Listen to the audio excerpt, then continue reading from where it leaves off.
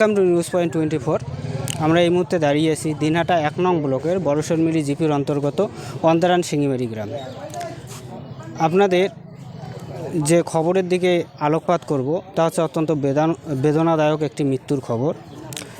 14 বছর বয়সী জান্নাতি পারভিন নামে এক কিশোরী গলায় ফাঁস দিয়ে আত্মহত্যা করে। প্রাথমিক সূত্রে জানা যাচ্ছে মনোমালিন্যের জেরেই এই আত্মহত্যা। আমরা আরও বিস্তারিত জানার চেষ্টা করব প্রতিবেশী দু একজনের কাছ থেকে, তাদের কাছ থেকে জানার চেষ্টা করব কী কারণে এই আত্মহত্যা সেটা আপনাদের জানাবো। কী কারণে এই আত্মহত্যা বলে আপনার মনে হচ্ছে?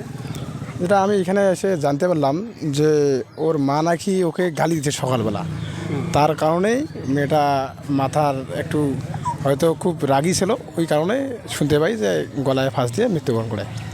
তা বিষয়টা হলো দুঃখজনক ব্যাপার। এইটুকু একটু বাচ্চা যে এরকম একটা ঘটনা ঘটাবে, আমাদের বিষয়টা একদমই খারাপজনক ব্যাপার, এইটাই মনে হচ্ছে আমার। আপনার বাড়ি কি এখানেই? হ্যাঁ, এই যে এখানে পাশেই সিংমুড়ি মধ্যগুলা। আপনার নাম? হজরত আলী।